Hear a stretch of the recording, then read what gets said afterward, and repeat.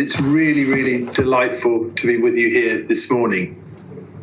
We've got a very, very topical discussion today, and an area that links very closely with some of the issues that are in the media at the moment, not least because Sir Kevin Collins spoke to the House of Lords Committee only yesterday as the COVID catch-up czar. He's the one who has some responsibility for informing government about how best to cope with the issues of the pandemic. Now, to introduce our speakers, we have Amy and we have Samina. Samina Chowdhury is the founder of Equitable Education Limited, an educational consultancy specialising in closing the attainment gap, and she is also the co-founder of Women Ed. She's worked as a teacher, lecturer, ITE tutor, examiner, senior leader and advisor. She's had senior officer roles within 3 local authorities. Samina is a trained Ofsted inspector and has worked with hundreds of schools to improve educational outcomes for pupils with specific needs. She's contributed to a number of publications and regularly speaks at educational conferences on issues relating to equality, diversity and social justice. Samina is a Senior Learning Standards and Effectiveness Officer with Doncaster Local Authority and is leading on wellbeing and curriculum during the pandemic. Our second speaker, Amy Finch, is the Head of Strategic Evaluation for Ofsted and has the responsibility for evaluating the impact of policy on the sectors which Ofsted inspects. Prior to working in Ofsted, she was Head of Education at an independent non-party think tank Reform based in Westminster. She'll be able to give us a really interesting insight in how she's seen catch-up funding being effectively used from a national perspective. So our first speaker, we move to the next slide, Ross, is Amy. And Amy's going to talk for a few minutes on this topic. Then we'll hand over to Samina. Then we'll come back to Amy. Then we'll have some more questions. So thank you very much, Amy and Samina. Over to you now, Amy, and I'll mute for a minute. Thank you, Toby, and thank you everyone for coming today. I'm really delighted to be here and to be talking to you about such an important issue like catch-up and education recovery, which really is a national challenge for us as a country and as educators over the next few years. We now have quite a lot of information from Ofsted, from Ofsted's activity over the last few months. Looking back to last autumn, we were running interim visits into schools, and more recently over the spring term we've been doing monitoring visits of inadequate and requires improvement schools. So we have now a lot of information about what's working well and what's working less well. What's really positive and something, a key message that I have today is that we're finding children are really eager to learn, really eager to get back into the classroom. And lots of schools are building on that, using that to think carefully about what curriculum content children may have missed and what curriculum content they need now to know about. So the schools that are doing this really well are focusing particularly on English and maths. Lots of great work on reading, for example, and reading in primary is working perhaps a little bit better than reading in secondary. And that extra time is usually found for reading in English and maths by creating extra room from foundation subjects. And sometimes that's the right priority to make for some children, and in other contexts it's not. And the schools that are managing catch up really well are finding additional time out of the school day, thinking about staggered school starts, thinking about other areas of the whole school day and the term time, where extra time can be found for the whole of the curriculum, focusing on English and maths, but not just English and maths, using English and maths to build on a broad, wide and varied curriculum. And the other thing that has been working well in some schools is things like reading out loud, particularly for schools, for children that are struggling to read. We've seen that in remote education, whole class reading of books over, video. That happened a lot over the autumn term. But for kids, particularly in secondary, and I think we need to not underestimate the challenge in secondary sometimes with reading, some kids need even more support, and we're not always seeing that happen. So there needs to be a focus on the basics across the whole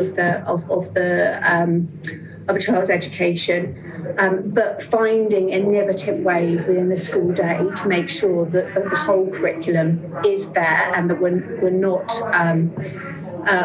not squeezing out the broad and varied curriculum that children should have.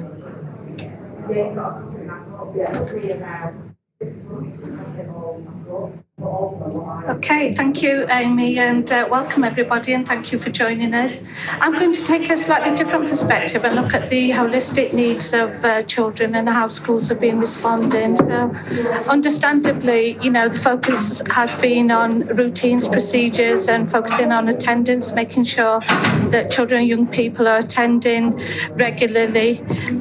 There has been a considerable focus also on the well-being of children and young people, and whether that's in relation to their mental or physical well-being. And of course, there has also been a focus on the well-being of our adults. And a couple of things that sort of emerging as well. Some schools are reporting that children are put on weight, that they have been inactive over COVID. So they are focusing quite a lot on the use of play and physical activities. And this has been done in conjunction with voluntary and community agencies that are coming in and actually providing some of those additional activities that are needed. We've also, schools have been focusing quite a lot on social and emotional learning programs such as Thrive and other similar activities. I've got two examples to share with you from a couple of schools in Doncaster. One school's really using Forest School's approach, and I know quite a few other schools are doing that, to to provide opportunities for play, exploration and risk-taking so that children and young people are developing their confidence and self-esteem through hands-on experience in natural settings. And one of our schools, Doncaster Saltersgate Infants, has actually put together a video, so if anybody's interested, I can share that. There's also been quite a big focus on transition from EYFS to Key Stage 1, with, again, a focus on purposeful play and engagement. So I have one school, Townfield Primary, that's doing a lot of tremendous work in relation to transition from EYFS to Year 1, so that those children who missed a significant amount of experience in EYFS are able to continue this in Year 1. And that's actually quite a regular theme that's coming through schools.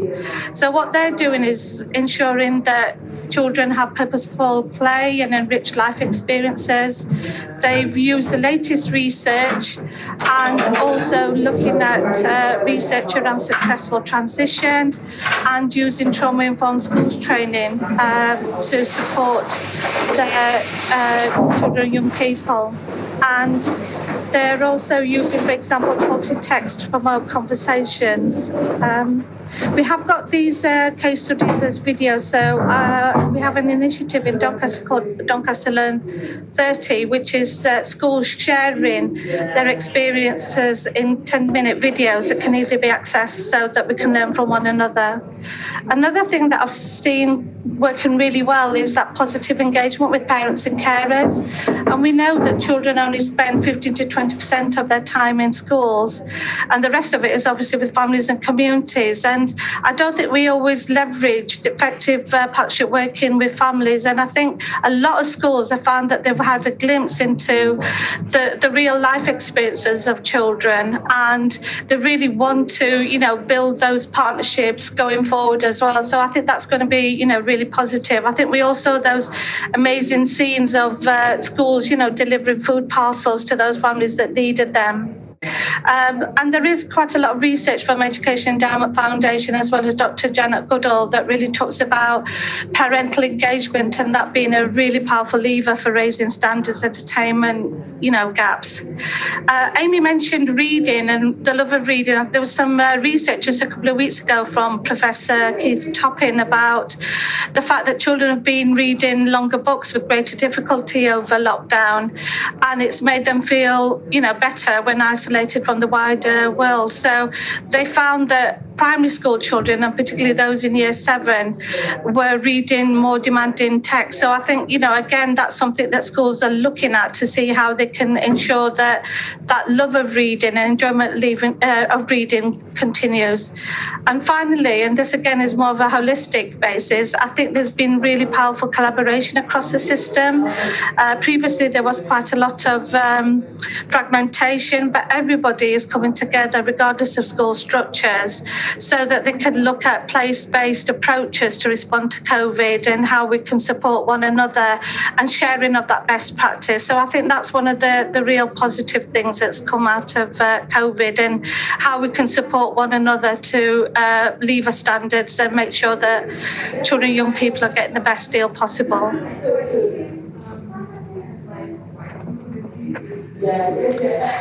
Okay, so just looking at focusing on diversity of students when it comes to catch-up funds. So one of the things I think in education we tend to do is really focus on labels, and we use crude labels such as disadvantaged pupils and pupils eligible for free school meals when looking at the use of pupil premium and catch-up funds. And dare I say it, some schools even call the pupils pupil premium children, which I find, is too much of a label, really. And one of the things that I really would like to emphasise is that although labels can help, they can also get in the way of understanding the nuances and complexities of pupil needs. And it's worth noting that diversity is an increasing feature of our schools and classrooms, and this is going to increase over time. So if you look at generally out of 100 pupils based on 2020 data, roughly, 17.3% have eligibility for free school meals, and obviously that has grown over the pandemic. But 33% of those children are from minority ethnic backgrounds.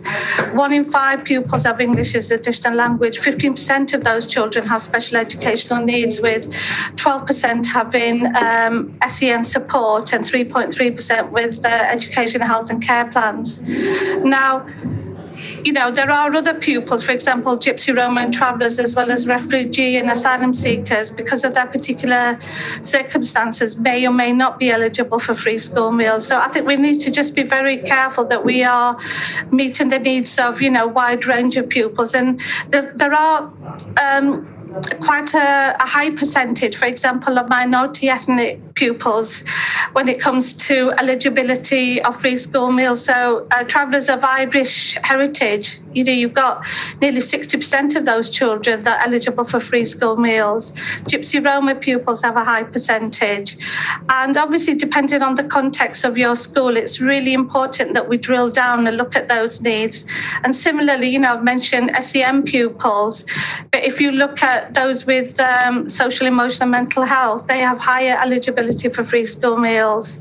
We also have those with moderate learning difficulties and speech, language and communication needs. So one of the things that I would be really emphasising to colleagues in schools is really think about intersectionality, which is a term that was coined by Professor Kimberly Crenshaw, and looking at how more than one characteristic comes together alongside social class. So that could be ethnicity, gender, disability, and so on, and how that comes together to impact on pupil attainment and progress in schools. And we do need to move beyond the binary definitions and understand the complexities and nuances. And what COVID has done is obviously, shone a spotlight in terms of infection rates and sadly deaths within these communities. And what we are beginning to see is obviously some pupils within those groups are actually, further behind than others. So it's really important that we drill down and know our pupils really well. Now, I'll be sharing details of my book later later on, equitable education, because that actually helps leaders, hopefully, in terms of telling you a little bit more about some of the research, the issues and strategies that can be used to support the diversity and growing diversity of pupil needs.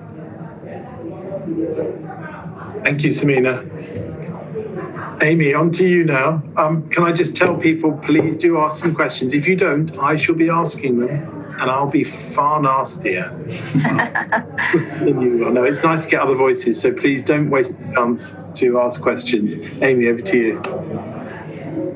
Thanks. So this question is a very broad question, and I won't have long enough to give you an overview of what all the research tells us is important for children's education. But there are a few things that I just want to highlight because I think they're particularly relevant for thinking about catch-up. And the first is that overnight, due to COVID, our understanding of the research on how children learn and what is most effective in terms of curriculum thinking and pedagogy, they haven't changed overnight because of COVID. The basis in which we think about the quality of education should remain the same. And when we think about catch-up funding, we think about extra funding and what could be done with that funding and extra time, and the whole levers that schools and MATs will have. The basic building blocks of how to educate children will not have changed just because we've got extra funding and extra time. So really, I'm going to say, the Ofsted inspection school framework is a really good way, and the research sitting behind it, and I would say this obviously, is a good way to be thinking about education quality. And if you haven't read it, though, I know lots of people have already, but there is a really good research document that was published at the time of when we introduced our education inspection framework by Professor Daniel Mers, who was head of research here, which explains all the research sitting behind the inspection framework. So a few things just to highlight from that. Firstly, assessment is really key, but assessment needs to be used in the right way, needs to be thought about carefully, and there needs to be use of both formative and summative assessment to understand, firstly, what do kids know, what do they not know that they should know, what can they do, what can they not do that they should be able to do, and use that to direct the curriculum and teaching practice.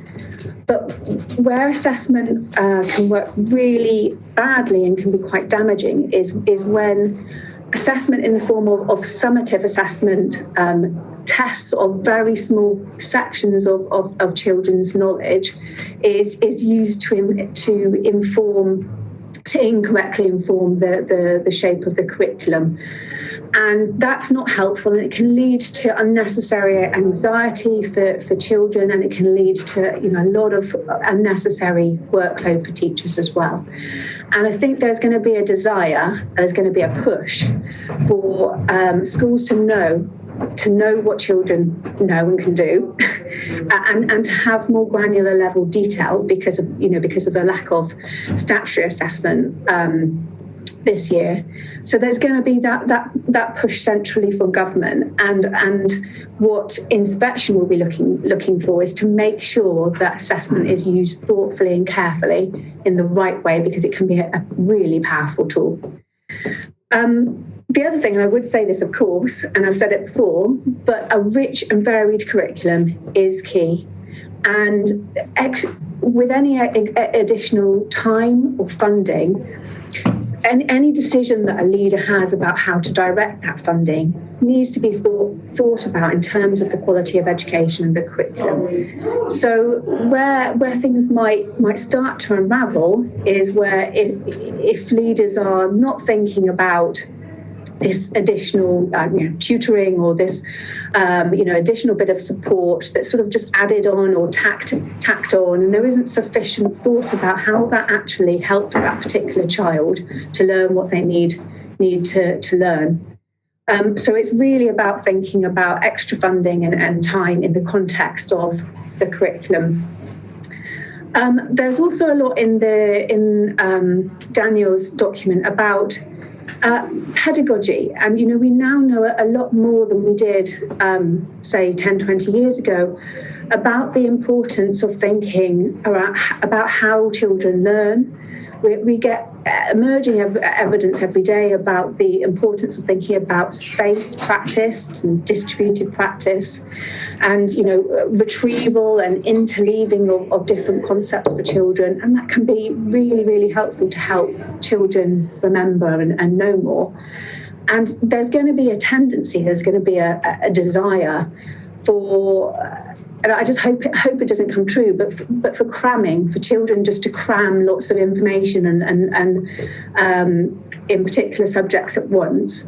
And we have more and more evidence that does not help children know and remember things for the long term.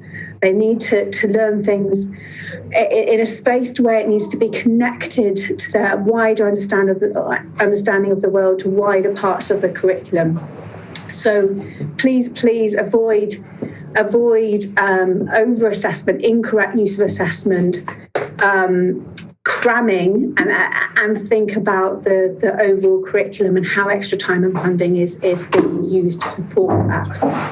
And my final point about the research and some of my worries about catch-up funding, and it relates to what Samina was talking about, is how we treat those, not necessarily with a label, but they might have a label, but those who need the additional catch-up the most.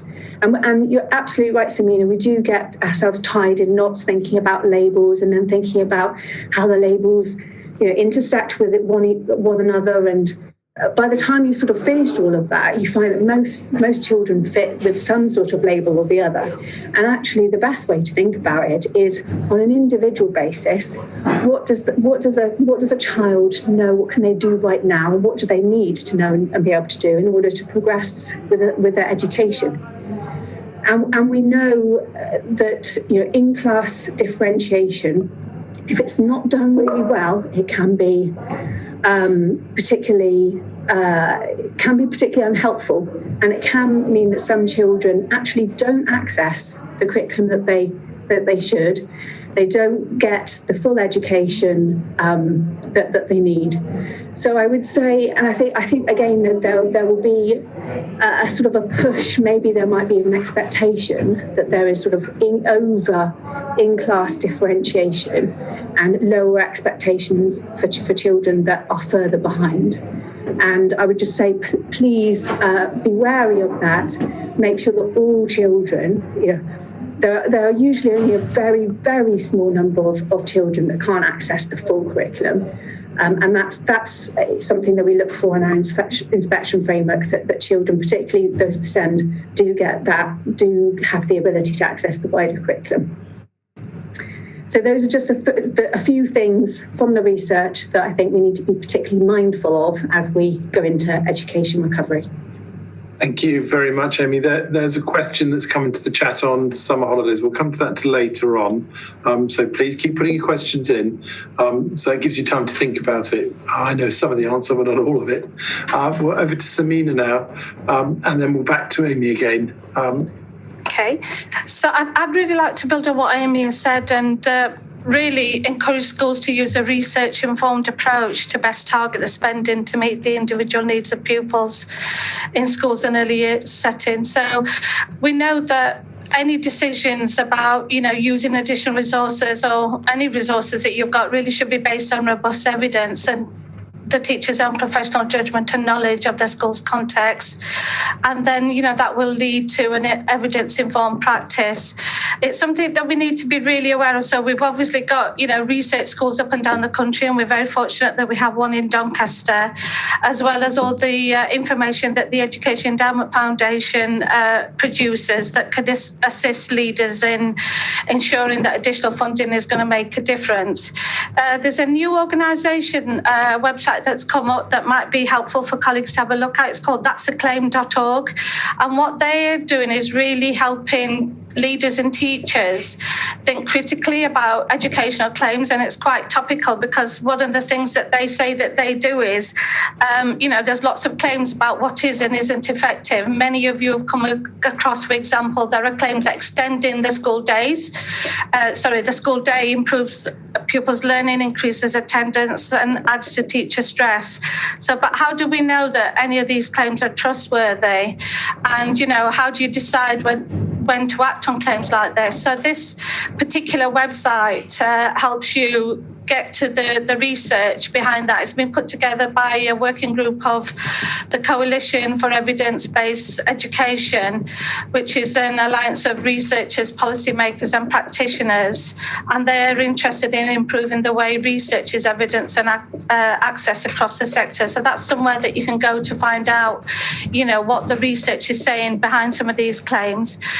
Amy's already really talked about, and it's, I can't stress that enough, really, about high quality teaching and learning, and particularly those that need that extra support have access to quality first teaching and are able to, be taught by the classroom teacher in mainstream settings.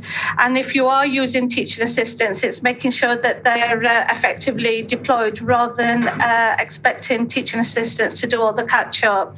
And there's a lot of research about how that can be done extremely well by Rob Webster. So I would, seriously ask you to have a look at that. The third element is really around teachers having high quality professional development to meet the needs of particular pupils, in the context of their schools. So there is, Education Endowment Foundation are publishing guidance on continuing professional development. They've got a COVID-19 support guide that you can have a look at, and they look at it in terms of three tiers: teaching and whole school strategies, targeted approaches, and wider strategies. They've also got other documents to help you with school improvement planning. So again, have a look at that. I mentioned earlier around, the early years, and I understand that Nuffield Early Language Intervention, often called NELI, that the DFE has confirmed that funding will be available to support reception children to deliver the Nuffield Early Language Intervention Programme, and that's an evidence-based oral language intervention for children in nursery and reception that show weaknesses in oral language skills, and then that obviously will lead to difficulty with reading. So that's something that schools could tap into it, and you can have a look at their website. Another really good document that you could have a look at is a joint publication by Public Health England and the Anna Freud Centre for Children and Families. They publish a toolkit for measuring and monitoring children and young people's mental well-being, and you can access that free. And also, while I'm on that, the Anna Freud Centre for Children and Families have a wealth of materials for schools to support timely evidence-based approaches for all pupils, and it includes professional development material. So there are a few resources there that you could tap into to help you decide what to use that's best suited to your particular, context and the needs of your pupils. Thanks, Samina. That was a long list. I'm trying to write notes for myself. Amy, what to be wary of? So, Samina talked a little bit about that in terms of trying to check out things, but there are a lot of snake oil salesmen promising complete fairy dust and to solve all your problems. What's the initial views from the research and evidence that Ofsted's picking up of what to be wary of? I might sound like I'm repeating myself, as I realised that I started to answer this question in the last question. But I think it's exactly as you said, Toby. There is a lot of snake oilsmen around, and products and people, and I'm not trying to be dismissive of people that make a living out of really good school improvement advice and support, but really it's for schools, the school leadership to make sure that any additional stuff is linked to what schools were doing already and its relationship to the curriculum. It's not additional stuff that should be completely different, or that should take any child away from learning the fundamentals and progressing as they ought to through the curriculum. So I think there's a great deal of thinking to be done very early on about how to use any additional time and resourcing. And I think that's something that is quite hard to assess thinking. But on inspection, we like to make sure that we're having a professional dialogue with leaders and with subject leads and with teachers about their thinking about the curriculum. And that's something that we'll continue to do with regards to the use of catch-up.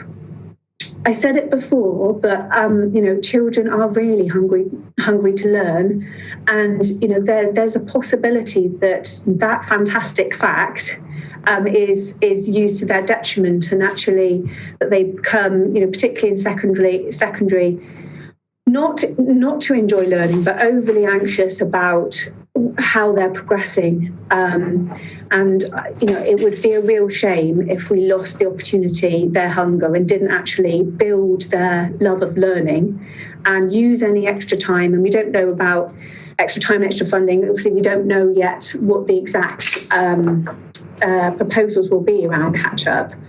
But there is an expectation that funding and time will be associated with it. And that's a fantastic thing and something, that should be embraced. But there's some things, potential pitfalls along the way. So really, avoid anxiety, think about the relationship of the additional stuff and the time to the curriculum, and don't see it as an add-on. Think carefully about assessment. Don't go assessment crazy, even though, knowing what children know and can do is very different from writing reams and reams and marking and lots of detailed feedback. There's clever use of assessment, and there's unclever, less intelligent, unproductive use of assessment. And then, as I said before, avoiding can be quite easy, I think, to think about. We know from lots of evidence emerging that there is an unequal distribution of children's lost learning. Children that are already in difficult social circumstances will have, on average, lost the most learning than children with parents at home that can really have supported them through the pandemic. But just because we have a sort of more disparate group of children to educate, it doesn't mean that those children that are furthest behind can't catch up. And it doesn't mean that actually a different curriculum is what they need or best for them. So avoid over differentiation and make sure that they have full access to the broad curriculum.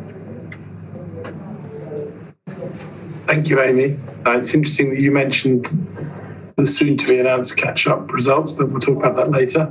On to some myths. Ofsted love to bust myths, don't they? That's because there's lots of myths about Ofsted. So on COVID. The biggest myth about Ofsted, we've been doing less myth busting recently, because I think finally some of the myths have been properly busted, but not everywhere. The first thing to say, nothing's been announced yet about our role from September onwards, and I think that will be announce when there's an agreement between Kevin Collins and Number 10 and the Treasury about catch-up funding and the catch-up package that's being proposed at the moment.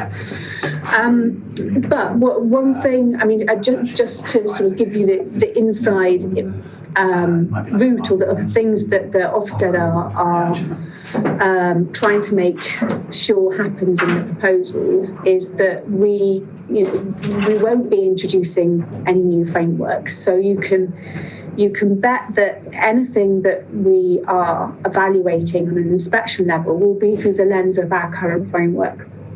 And I'm sure that's been echoed in everything that I'm saying about curriculum and assessment. So we don't expect to be tick boxing on behalf of the government, checking that schools are doing very basic things. So there's no, at the moment, there's no proposal out there that we are expecting any particular recording of information about use of catch-up funding. We're not an auditor. We're inspecting the quality of education, and we expect that to continue in our current framework. So anything you hear, over the next few months that suggests that we're expecting a particular form of recording or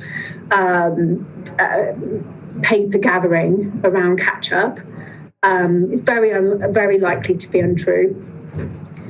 What we will be looking at is, because any catch-up funding or additional time is part of what school does, we will be looking at that in relation to the quality of education and the curriculum. So we will expect that school leaders have thought about the use of that additional time. How are they making those decisions about where to put additional resource or additional time? What evidence is that based on? What assessment information, but also how do schools know about what their pupils know and can do across the whole curriculum? So really trying to get under the skin of the decision making, and then the implementation, the implementation of those decisions. How is that impacting the quality of teaching, the time teachers have for different curriculum subjects? Tutoring is likely to be part of what schools commission. So that's something that we'll need to look at through the context of the inspection framework and how tutoring links to the wider curriculum, how it's different, if it's different from teaching, how it supports good teaching in the classroom. So the basics are, there's no expectation about specific record keeping. When we look at catch-up, it's part of what a school does. So we will look at it through the context of our inspection framework. But it is really important just to avoid some of the pitfalls that I've mentioned that might take the education system in a regressive direction rather than in a really progressive one. It would be a real shame if we lost the momentum, kids' willingness to learn right now, extra funding, extra time. This is brilliant. This is a perfect scenario for us to really, really get a move on with kids' education. So hopefully we can all build on that. Really helpful, really, really helpful, and provoke some questions from me. But please do put your questions in the chat if you haven't already. Let's move on to some questions now for Samina and Amy. And I'm going to kick off. But first of all, Terry, you've asked if there's going to be a separate section on PRUs and alternative provision. It's not going to be a separate section, but we'll play that in. I think from the conversations so far, you can see that Samina and Amy have touched from reception all the way up to Key Stage 4 and beyond, and included all the various types. So we don't want to make sure that there's one particular group of pupils or type of schools we're looking at. But if there's specific questions, then put them in. Just a quick one, Amy. You talk about tutoring. Of course, tutoring's a completely unregulated market. And don't get me on to why some are doing it and some aren't. But if there's tutoring going on from a tutoring firm in school during an Ofsted inspection in the future, assuming that's still part of, which seems likely, would that be inspected? Would that be commented on? Who would be accountable, a school or the tutoring agency, for the quality of provision that was going on? Really great question, and I can't completely answer it because we're not quite there with working out who is holding different parts of the system to account, and an announcement will be imminent. But it's not. It wouldn't be the first time that we've looked at aspects of education that are commissioned by schools or brought in by schools, even though they're run by and funded through government, as part of a school inspection. So while the broad thrust of what we would look at is the decision to bring in particular types of tutors and how the thinking behind how that relates to the rest of the curriculum. So if you've got a tutor that's supporting a group of children that are particularly behind with, say, reading, how has what they've learned through the tutoring integrated to them what they're learning in the classroom? Are they being taken out of the classroom in order to be tutored? All those sorts of questions, which are really within the school's power to decide. But ultimately, the quality of tutoring wouldn't be something that we would, in and of itself, hold schools accountable for. Okay, that's helpful. Thank you.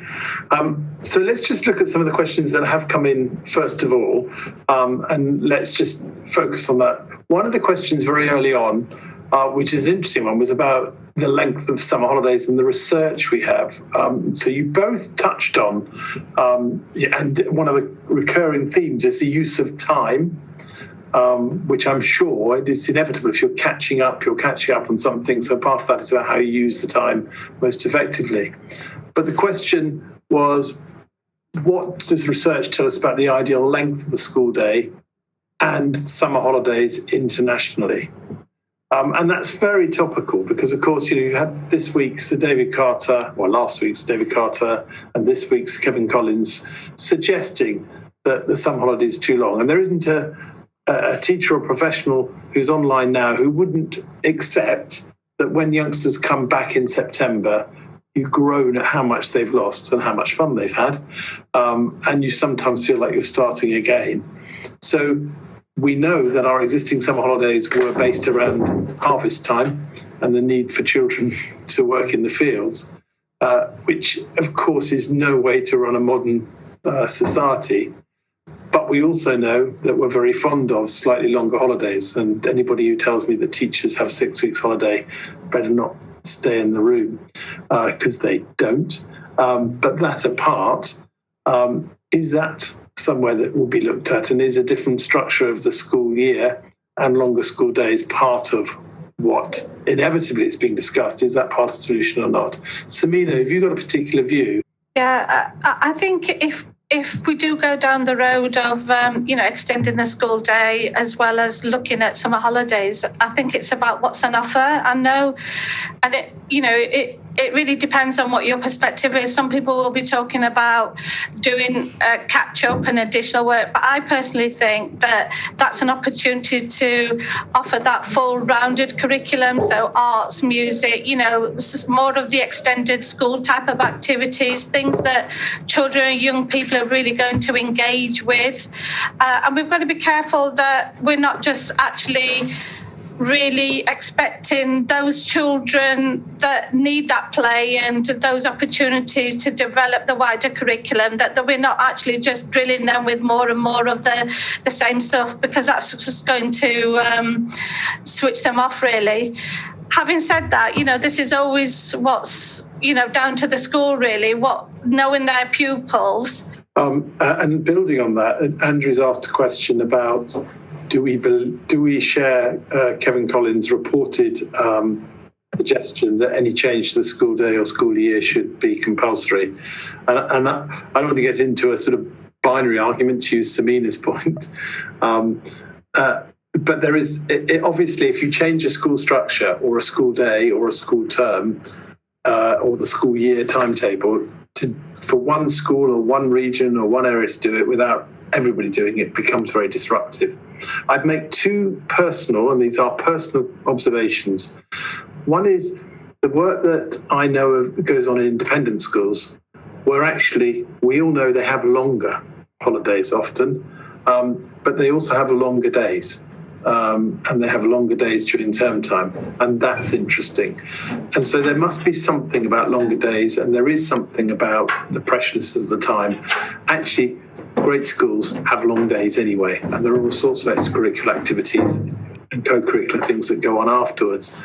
But perhaps that's not more widely recognised. My other observation is one of the positives out of the pandemic has been the understanding that technology can help with that retrieval and the home learning.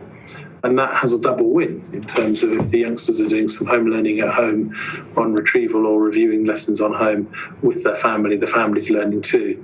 That doesn't mean that I think it all should be online, and it doesn't mean that that's a replacement for the social time and the relationship between adults at school and youngsters.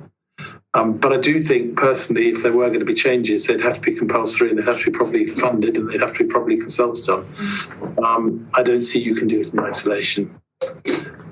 So a question that came up earlier, because we've only got sort of 10 minutes and I just want to make sure we get most of them in. This is to both of you. You can put your hand up if you think you've got an answer. If you haven't, I'll pick on you, just like a good old teacher, particularly if you're not concentrating at the back. Is there a difference to how we should be supporting children now who aren't on track with their learning compared to high quality provision for children pre-COVID? And that's Andrew again. I mean, there's sort of, so what you're saying is highly laudable, I think he's saying, but isn't that what good schools should be doing anyway, which is assessing, finding the gaps and teaching and accelerating? Amy, Samina, either of you want to grab that? Go on, Amy. A quick response. I think no. I think the fundamentals are the same, but I think there's something to be said about the pace, because children have lost so much learning that if the pace remains the same, then they're never going to catch up. So I think there is something around doing more of it and doing it well. But actually, I don't see a reason for the basics of high quality teaching and learning to be different now as to pre-COVID. And I said at the beginning, so nothing's changed in terms of what we know about how kids learn and what effective teaching practice looks like just because of COVID. So we should hold on to what we already know and do more of it and do it really well. I completely agree. Samina? Yeah, just add to what Amy has said. The only thing that I would say is that if there's things that aren't that necessary, I'd cut back on them and, really make sure that the fundamental building blocks are there and do those really well so that children can continue and progress. Because I think one of the issues we do have is the breadth and the coverage that schools are expected to do. But I think head teachers and leaders, subject leaders, where they're quite strong, they're able to really pick out those fundamental bits that are essential for children to have so that they can progress with their learning. That's interesting. Now, I work closely with a number of schools and I'm chair of governors of 3 schools. And I would say one of my observations, and it is just observation, is that whilst you're right, Amy, about the length of time that's been lost for lots of youngsters, part of the cruelty of this whole pandemic has been how differentiated it is and how disproportionate it is. So I would say there are some youngsters who've actually done all right and they've engaged quite well during the pandemic and they've actually quite enjoyed working online. I'm generalising, but I've spoken to them, I've met them. And there are others where they feel like they've done very little and they really have fallen heavily behind. And I think that's why assessment is fundamentally important, and that's why, as you say, smart assessment is the way of doing it, not piles of assessment. And it sounds like that's what Ofsted will be looking at, what you've chosen to do and how, which makes perfectly good sense. But I was interested, Samina, to hear you talking about the transition work you were doing as part of the early years foundation stage and also moving up through. But of course, there are other transition phases, and interestingly and not uncontroversially, Sarah Vine was writing in the Daily Mail this morning. I don't know whether you saw it in snips this morning, Amy, but that she's worried about year 11 youngsters being set adrift May, being left with nothing to do. And of course, they then move into sixth form, hopefully, or onto their further education college, but they've got a huge chunk of lost learning. And of course, year 6 youngsters moving into secondary, where I think there is some recognition, and the initial signs are that the catch-up plan will address those. I was sitting there thinking, well, of course, I think Sarah Vine, from memory, has got a child who's year 11, so she doesn't want them at home in May. But less cynically, I think she has a point. And I do think that transition's an area which we need to think about now, because they're coming now. And I hope, but I'm not confident, that any announcements in terms of catch-up will provide the funding and resources in time. Do either of you want to comment on that? No, I mean, one thing that I would say, Toby, is obviously it's the same for children, young people that are potentially, post 18 as well, going on to university. So I think you're right. And in school transition as well, from one year to another, because obviously with catch-up, that's a big issue. And I don't think there's been enough sort of discourse or conversation or,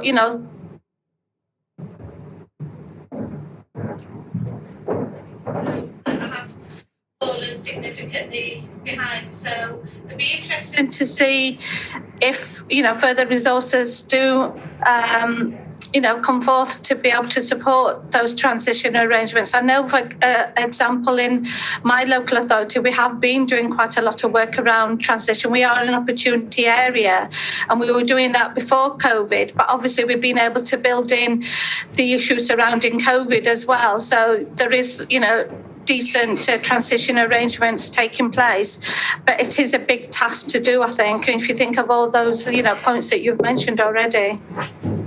Yeah, no. Amy, anything you want to say? Well, just that I agree. And I think transitions are important. And the transitions are not just transitions. They tend to be at the end of a sort of what would be a statutory assessment period. So it's that bit that seems to be lost afterwards, because the school is not held to account in the same way. My biggest worry with all of COVID is actually the impact on 16 to 18-year-olds that are not going to university, just because of the jobs market, how those kids are likely to be the kids that have lost the learning. And they're often not talked about when we talk about A-level results and the transition to university. So I do think we've got to focus more on that. And I do think the package that's being proposed at the moment covers all stages. But I do think we need to focus more on transitions as well. And just to pick up on your point, Toby, I think we found from our interim visits, exactly as you say, there's a bunch of kids that actually have really progressed just as they would, or even excelled during COVID. There's a bigger bunch of kids that have fallen behind. And there's a very small minority that have fallen significantly behind, some that have exited education altogether and might be, without significant attention and focus from government, lost in the system altogether because they're now electively home educated. So the picture is more stratified.